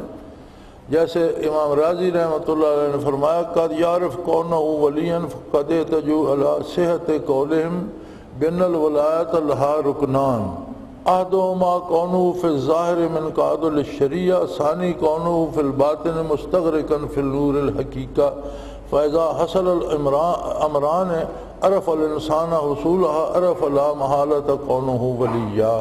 امام راضی فرماتے ہیں ولی کی پہچان یہ ہے کہ اس کے اپنے قول کی صحت پر انہوں نے دلیل پیش کی ہے کہ ولایت کے دو رکن ہیں، ایک یہ کہ ظاہر میں شریعت کا متبع ہو، دوسرا اس کا رکن ہے کہ باطن میں نور حقیقت میں مستغرق ہو۔ جب یہ دونوں باتیں پائی جائیں، انسان کو ان کے اصول کی معرفت ہو جائے تو لازماً وہ اللہ کا دوست ہے۔ یعنی ولایت کے دو ارکان ہیں، اور یہ جو لوگ یہ نئی ولایت لیے پھرتے ہیں کہ جی ہم پر نماز ہم پر معاف ہو گئی، یا بزرگ ہے جی، شریعت اور شاید ہے اور ولایت اور شاید حقیقت اور شاید طریقت اور شاید، یہ سب بکواس۔ شریعت اور طریقت کیا ہے؟ شریعت ظاہری عمل کا نام ہے اور طریقت نام ہے اس عمل کے اندر خلوص نیت، اس میں خلوص کتنا ہے، تو پھر یہ دو الگ کیسے ہو سکتے؟ یعنی ایک ہی چیز کے دو حصے ہیں، ایک ظاہر جو نظر آتا ہے، ایک جو باطن میں ہے جس کا تعلق اللہ کے ساتھ ہے۔ تو ظاہری شریعت پر عمل یہ شریعت ہے، اور باطنی طور پر پورے خلوص سے وہ عمل کرنا یہ طریقت ہے۔ یہ الگ کیسے ہو سکتی؟ بعض نے اس سے اختلاف کیا ہے کہ عارف باللہ زاہد عابد ملہم مکاشف تو کہا جا سکتا ہے، ولی اللہ کہنا مشکل ہے کیونکہ یہ معلوم ہونا مشکل ہے کہ اللہ نے بھی اسے دوست قرار دیا ہے یا نہیں۔ یعنی امام راضی سے بعض لوگوں نے کہا ہے کہ بھی جو بندہ ظاہراً شریعت کا تابع ہو، باطناً اسے کیفیات بھی حاصل ہوں، تو اسے آپ عارف باللہ کہہ دیں، زاہد کہہ دیں، عابد کہہ دیں، ملہم و مکاشف کہہ دیں کہ اس پر الہام ہوتا ہے، اسے کشف ہوتا ہے، مگر ولی اللہ کیسے کہتے ہیں؟ کیونکہ یہ معلوم ہونا مشکل ہے کہ اللہ نے اسے دوست قرار دیا ہے یا نہیں۔ لیکن اس اعتراض کا جواب قرآن کریم کی اس آیت میں موجود ہے جس میں اللہ نے فرمایا اللہ ولی الذین آمنوا، اللہ ہر مومن کو اپنا ولی رکھتا ہے، اللہ ہر مومن کا ولی ہے۔ بندے کا ولی ہونا تو بندے کی حیثیت کے مطابق ہے، جب اللہ کہتا ہے میں اس کا ولی ہوں تو وہ اس کی شان کے مطابق ہے۔ تو جب بندے میں اتباع شریعت بھی ہو، اس کا عقیدہ بھی درست اور عمل خلوص سے کرے، اور دل میں نور معرفت بھی ہو اور اسے مراقبات بھی نصیب ہوں، تو پھر اس کی ولایت میں کیا شک ہے؟ یہ تو اللہ نے بتا دیا کہ میں اپنے بندے مومن کا دوست ہوں۔ اب ولی اللہ کسی کو کہا جائے تو یہ نسبت دوستی کی بندے سے اللہ کی طرف ہوگی، وہ بندے کی حیثیت کے مطابق ہوگی۔ اللہ نے قرآن میں فرمایا اللہ ولی الذین، اللہ ولی، اللہ ایمان والوں کا دوست ہے۔ جب اللہ دوست ہوگا تو اس کی دوستی اس کی شان کے مطابق ہوگی۔ لہذا امام راضی کا قول میرے نزدیک درست ہے، اور یہ اعتراض جو ہے یہ کوئی حیثیت نہیں رکھتا۔ مشکات شریف میں اولیاء اللہ کی پہچان یہ بتائی گئی ہے، قال رسول اللہ صلی اللہ علیہ وسلم خیار عباد اللہ الذین اذا رؤوا ذکر اللہ تعالی، خدا کے اچھے بندے وہ ہیں جب انہیں دیکھا جائے تو اللہ یاد آ جائے۔ یعنی اللہ کے اچھے بندے وہ ہیں کہ جب انہیں دیکھا جائے تو اللہ کی یاد آ جائے، ان کے پاس بیٹھیں تو اللہ کی یاد نصیب ہو، ان کے پاس بیٹھیں تو ایمان میں تازگی آئے، ان کے پاس بیٹھیں تو اللہ کے حکم کا اتباع کرنے کا جذبہ پیدا ہو، وہ ولی اللہ ہے۔ یہ علامت کچھ اس قسم کی نہیں کہ جو چاہے جس کے متعلق چاہے کہہ دے، حضرت کو دیکھ کر اللہ یاد آ جاتا ہے، ہر سننے والا اس پر یقین، بلکہ اس سلسلے میں حضرت مجدد رحمۃ اللہ تعالیٰ علیہ فرماتے ہیں اولیاء شریعت کے ظاہر اور باطن کے موافق دعوت کرتے ہیں، اول مریدوں اور طالبوں کو توبہ اور انابت کی طرف رہنمائی کرتے ہیں۔ یعنی یہ محض کہنے کی باتیں نہیں ہیں، یہ عمل سے تعلق رکھتے ہیں۔ اگر کوئی ولی اللہ ہے، اس کے پاس کوئی جائے گا تو سب سے پہلے اسے جو بات سمجھائے گا وہ یہ ہوگی کہ جو غلطیاں ہو چکی ہیں ان سے توبہ کرو اور انابت پیدا کرو۔ انابت ہوتی ہے اللہ کی طرف بڑھنے کی تمنا اور آرزو، جو دل کی گہرائیوں میں پیدا ہوتی ہے کہ مجھے اللہ کی بارگاہ میں حاضر ہونا ہے۔ پھر احکام شریعت کے بجا لانے کی ترغیب دیتے ہیں، پھر ذکر الہی بتاتے ہیں اور تاکید کرتے ہیں کہ ہر وقت ذکر میں مشغول رہیں۔ یہ ایسے ہی کہہ دے کوئی اپنی عقیدت میں، جی میں جب حضرت کو دیکھتا ہوں تو اللہ یاد آ جاتا ہے، یہ تو محض جملہ ہے۔ حضرت مجدد رحمۃ اللہ تعالیٰ علیہ فرماتے ہیں اس کی حقیقت یہ ہے کہ ایسے بندوں کے پاس کوئی جائے، وہ اسے گناہ سے توبہ کراتے ہیں، نیکی کی تربیت دیتے ہیں، پھر ذکر کی تلقین کرتے ہیں اور اسے دعا میں ذکر سے سرفراز کر دیتے ہیں۔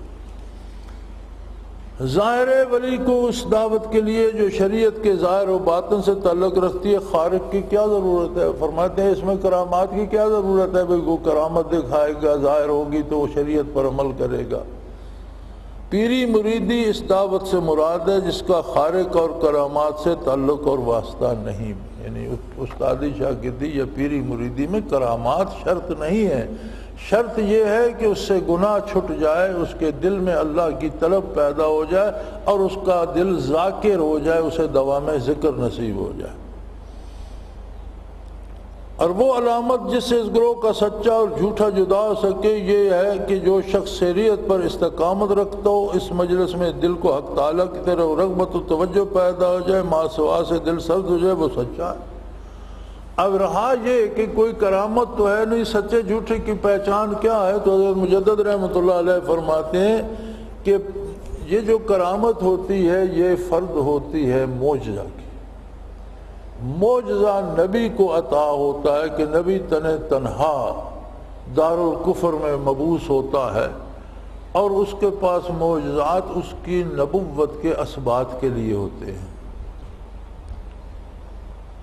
یہی معجزہ جب فعل اللہ کا ہوتا ہے، نبی کے ہاتھ سے صادر ہوتا ہے اور اس کی نبوت کا ثبوت بنتا ہے کہ یہ اللہ کا نبی ہے۔ معجزہ ہوتا ہے جو عقل کو عاجز کر دے، ایسا کام جو انسان کے دماغ میں نہیں آ سکتا کہ ایسا ہو سکتا ہے، جیسے حضور نے اشارہ فرمایا آسمان پر چاند کے 2 ٹکڑے ہو گئے، اب انسان سوچ بھی نہیں سکتا کہ ایسا ہو سکتا۔ یا بے شمار معجزات ہیں نبی کریم صلی اللہ علیہ وسلم کے، قرآن خود سب سے بڑا معجزہ ہے، اور بے شمار معجزات ہیں جو گنے نہیں جا سکتے۔ تو معجزات نبی کے ہوتے ہیں اس کی نبوت کے ثبوت کے لیے، جو کفار کے سامنے بطور دلیل، اور یہ خرق عادت ہوتی ہے، یعنی عادت کے خلاف ہوتے ہیں، عادتاً بندہ ایسا نہیں کر سکتا۔ ولی کو با اتباع نبوت ولی سے کرامت کا صدور ہوتا ہے، اور یاد رکھیں ولی سے کرامت کا صدور بھی تب ہوتا ہے جہاں کفر و اسلام کا مقابلہ ہو اور مسلمان کے پاس دلائل نہ رہیں، تو کوئی ولی اللہ موجود ہو تو اس کی کرامت ظاہر ہوتی ہے جو اسلام کو غالب کر دیتی ہے، کسی فرد کی عظمت کے لیے نہیں ہوتا۔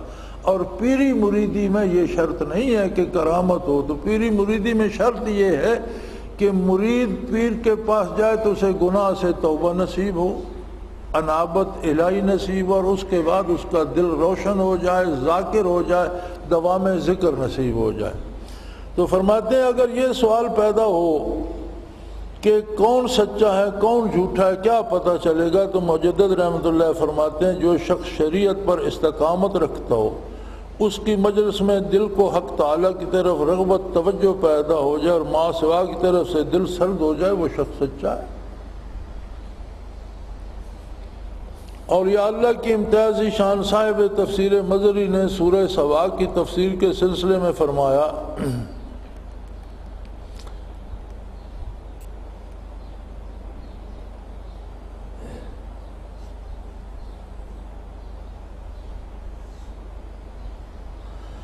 قد یاتی علی بعض الاکابر حالت یخرج فیہ من حیض الزمان، فیر الماضی والمستقبل موجود عنده یشهد علیہ ما رواه الشیخان فی الصحیحین عن عبداللہ ابن عباس۔ حضرت قاضی ثناء اللہ پانی پتی مرحوم تفسیر مظہری میں فرماتے ہیں کہ بعض اکابر پر ایسی حالت وارد ہوتی ہے کہ وہ زمانے کی قید سے بالا تر ہو جاتے ہیں اور ماضی اور مستقبل کو اپنے سامنے دیکھتے ہیں، جو گزر چکا ہے اسے بھی وہ بھی ان کی نظر میں ہوتا ہے، جو آنے والا ہے اس پر بھی ان کی نظر ہوتی ہے۔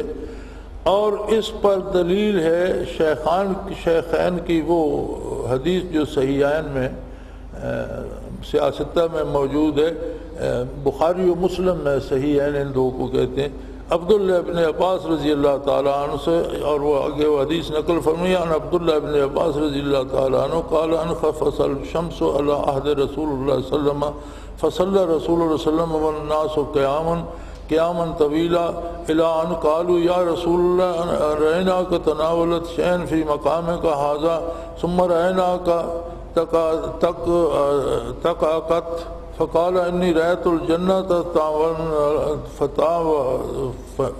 فتناولت منها عنقودا ولو اخذته لاكلت منه ما بقيت الدنيا الى ان قال لا يقال لنا النبي رأى سورة الجنة في عالم امثال مثل ما يرى النائم في المنام۔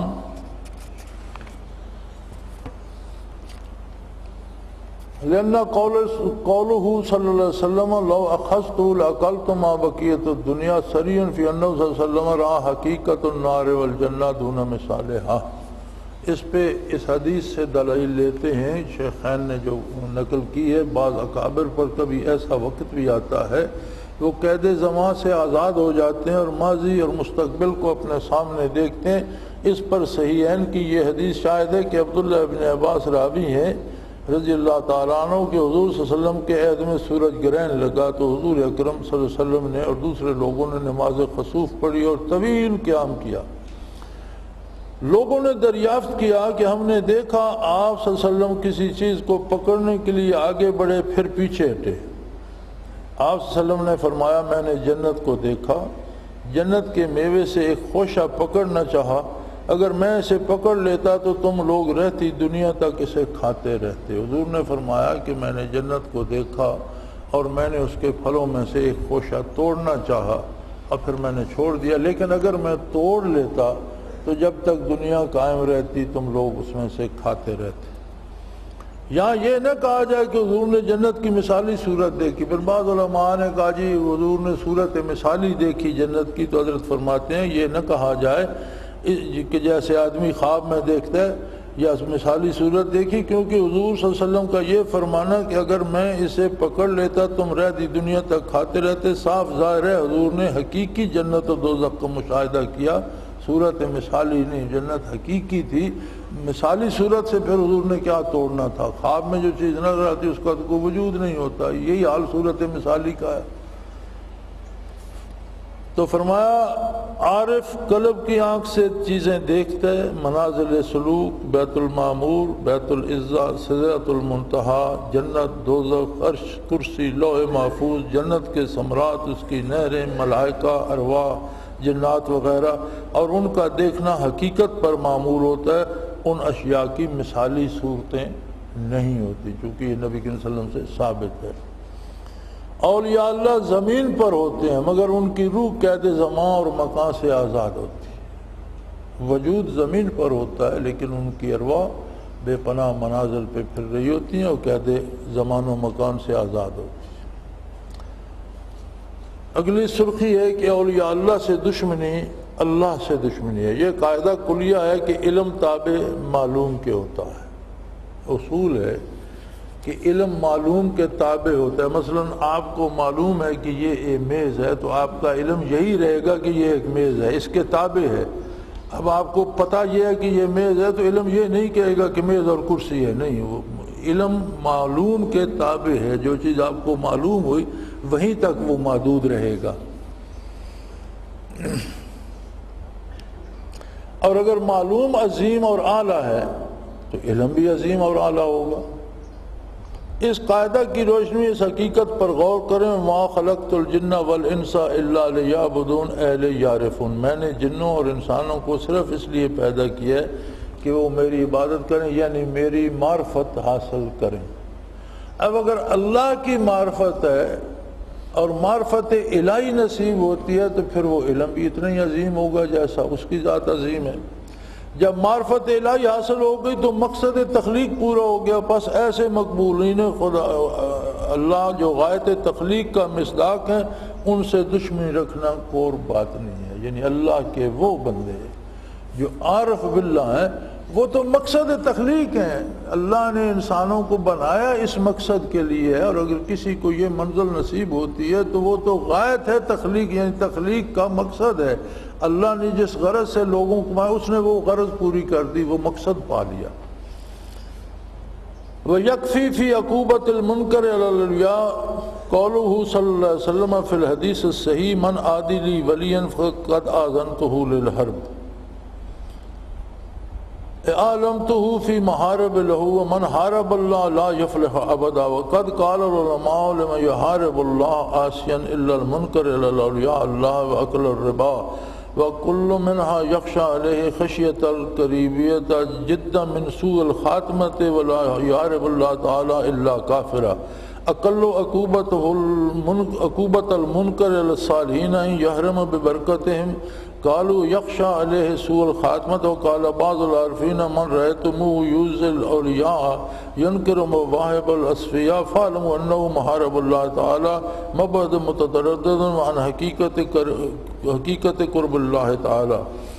منکرین اولیاء کے لیے یہی عذاب کافی ہے جو صحیح حدیث قدسی میں حضور صلی اللہ علیہ وسلم سے مروی ہے کہ اللہ تعالیٰ نے فرمایا جس نے میرے ولی سے دشمنی کی میں اس سے اعلان جنگ کرتا ہوں۔ فرمایا یہ جملہ حضور کا جو ہے حدیث قدسی جو حضور نے فرمائی یہی کافی ہے منکرین اولیاء کے لیے کہ جس نے میرے ولی سے دشمنی کی، اللہ فرماتا ہے میں اس سے اعلان، یعنی میں اسے بتا دیا کہ اس سے جنگ کروں گا۔ جس سے اللہ نے جنگ کی وہ کبھی نجات نہیں پائے گا۔ اور علماء امت نے کہا ہے کہ محارب اللہ تعالیٰ صرف دو ہیں، یعنی اللہ جن سے جنگ کرتا ہے، اعلان جنگ اللہ نے جن سے کیا ہے وہ دو قسم کے لوگ ہیں، ایک منکر اولیاء، دوسرا سود کھانے والا۔ قرآن میں سود خور کے متعلق بھی ہے کہ اگر سود نہیں چھوڑے گا تو اللہ کو اس کے ساتھ اعلان جنگ ہے۔ تو فرمایا علماء امت فرماتے ہیں کہ اللہ نے جن سے اعلان جنگ کیا ہے وہ صرف دو قسم کے لوگ ہیں، ایک منکر اولیاء، دوسرا سود خور۔ اور ان میں سے ہر ایک کے متعلق خطرہ ہے کہ ایمان ضائع کر کے مرے گا، اس لیے کہ اللہ تعالیٰ سے جنگ تو کافر ہی کرتا ہے۔ اور بہت کم عذاب منکرین اولیاء کے لیے ہے کہ ان کی برکت سے محروم ہو جاتے ہیں، یعنی کم ترین عذاب جو ہے وہ یہ ہے کہ اولیاء اللہ کی برکت سے محروم ہو جاتے ہیں۔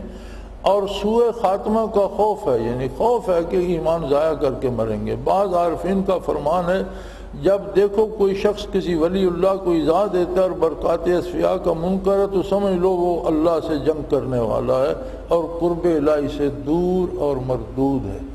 یہ اس عبارت کا ترجمہ ہے۔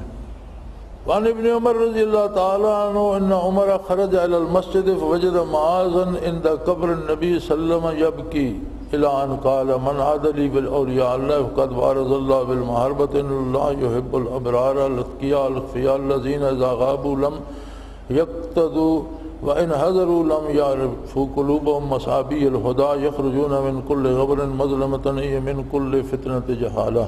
حضرت عبداللہ ابن عمر رضی اللہ تعالیٰ عنہ سے روایت ہے کہ حضرت عمر رضی اللہ تعالیٰ عنہ مسجد نبوی کی طرف گئے اور حضرت معاذ رضی اللہ تعالیٰ عنہ کو حضور کی قبر شریف کے پاس روتے ہوئے پایا اور فرمایا جس نے اولیاء اللہ سے دشمنی رکھی اس نے اللہ سے مقابلہ کیا۔ اللہ ایسے نیک متقی اور پوشیدہ رہنے والے لوگوں کو پسند فرماتا ہے جو اگر موجود نہ ہوں تو ان کی تلاش نہیں کی جاتی، موجود ہوں تو انہیں پہچانا نہیں جاتا۔ ان کے دل ہدایت کے چراغ ہیں، وہ ہر اندھیرے سے باہر نکل چکے ہیں، ہر قسم کی جہالت اور اس کے فتنوں سے محفوظ ہیں۔ یعنی ولی اللہ جو ہوتا ہے وہ کوئی نمائش نہیں کرتا، کہ کسی گنتی شمار میں رہ جی، ایک لمبا سا چوکا پہن لو، ایک خاص قسم کی ٹوپی پہن لو، اس کے اوپر ایک اور برقع پہن، اسے ان چیزوں کی ضرورت نہیں ہوتی، بلکہ لوگ اسے عام آدمی ہی سمجھتے ہیں۔ اس کی زندگی ایسی ہوتی ہے کہ وہ کسی خاص شمار قطار میں نہیں ہوتا، اس کی زندگی عام نارمل انسانی زندگی ہوتی ہے، اس کا دل روشن ہوتا ہے، اور اس کی ضرورت نہیں ہوتی اس شخص کو کہ لوگ مجھے بڑا ولی اللہ سمجھیں اور اس کے لیے وہ کوئی خاص اہتمام کرے، خاص لباس کا، یا تسبیح گلے میں ڈالی ہو، یا لوگوں کو دکھا کر تسبیحات پڑھ رہا ہو، اسے اس کی ضرورت نہیں ہوتی۔ اور ایسے اللہ کے ایسے بندے بالکل عام آدمی ہی کی طرح رہتے ہیں۔ فائدہ، اولیاء اللہ سے دشمنی رکھنے کے دو عظیم نقصان ہیں۔ اول، دنیا میں ان کی برکت سے محرومی اور سوء خاتمہ کا خطرہ۔ یہ دو اندیشے ہیں، اگر اہل اللہ سے دشمنی رکھے گا تو پہلی بات یہ ہے کہ ان کی برکت سے تو محروم ہو گیا، اس سے بڑا خطرہ یہ ہے کہ جاتے جاتے ایمان بھی ضائع نہ کر جائے، اور یہ دونوں امور حدیث قدسی سے ثابت ہو گئے۔ وآخر دعوانا ان الحمدللہ رب العالمین۔ اللہ اللہ اللہ اللہ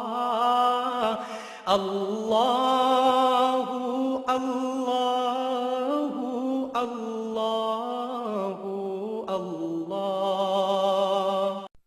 حضرت امیر محمد اکرم آوان مد ذلہ العالی دارالعرفان منارہ ضلع چکوال میں سالہ سال سے قرآن و حدیث کے اوپر خطابات کر رہے ہیں اور سلسلہ نقشبندیہ اویسیہ کے مطابق لوگوں کو ذکر الہی کی تربیت دے رہے ہیں۔ وہ قرآن پاک کی تفسیر ترتیب وار بیان کر رہے ہیں۔ تفسیر قرآن کو وہ موجودہ ملکی اور بین الاقوامی حالات کے مطابق بیان کرتے ہیں۔ موٹر وے سے کلر کہار کے انٹرچینج سے نکلتے ہوئے، کلر کہار کی جھیل سے ہوتے ہوئے، میانی، بوچھال اور نورپور سے گزرتے ہوئے دارالعرفان منارہ پہنچ سکتے ہیں۔ حضرت امیر محمد اکرم آوان نے بچیوں اور بچوں کی دینی اور دنیاوی تعلیم کے لیے سقارہ اکیڈمی کے نام سے ایک درسگاہ بھی قائم کی ہے، جس کا افتتاح ملک پاکستان کے صدر جنرل محمد ضیاء الحق نے اپنے دست مبارک سے کیا تھا۔ وہ تمام احباب جو اسلام کی طلب رکھتے ہیں، ان سے گزارش ہے کہ دارالعرفان منارہ ضلع چکوال میں امیر محمد اکرم آوان صاحب کے خطابات سے مستفید ہوں۔ وہ ہر جمعے کو نماز سے پہلے بیان فرماتے ہیں۔ ہر ماہ کی پہلی اتوار کو ماہانہ اجتماع ہوتا ہے، جس میں آپ خصوصی خطاب فرماتے ہیں، اور پاکستان کے چاروں صوبوں سے احباب اس اجتماع میں شرکت کرتے ہیں۔ اس کے علاوہ یہاں سال میں 2 مرکزی اجتماعات بھی ہوتے ہیں، ایک رمضان المبارک میں اعتکاف کا اجتماع اور دوسرا جولائی اور اگست میں 40 دن کا اجتماع ہوتا ہے، جس میں روحانی تربیت کی جاتی ہے۔ اپنا خون سیماب دے کر اتنا ہم کر جائیں گے، نام آقا کا چمن میں پھر رقم کر جائیں گے۔